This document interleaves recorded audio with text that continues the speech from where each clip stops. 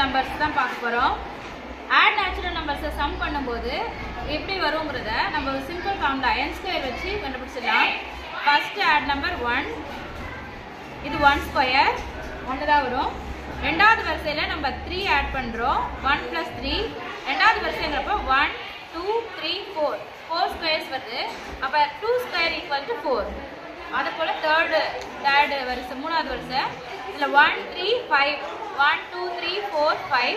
இப்போ 1 + 3 + 5 இதில் கவுண்ட் பண்ணால் 1 2 3 4 5 6 7 8 9. இப்போ 3 × 3, அப்போ இது n ஸ்கொயர், அப்போ 9 வந்துடும். அடுத்த ரோ 4 × 4, அப்போ என்ன வந்துடும்னா நமக்கு 16 வந்துடும்.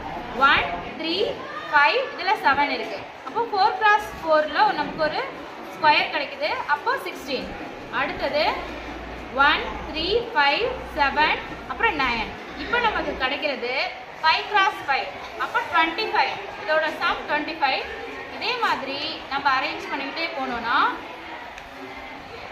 ஜெனரலைசேஷன் பண்ணும்போது நமக்கு formula sum of first n odd number n ஸ்கொயர்னு கிடைக்கும்.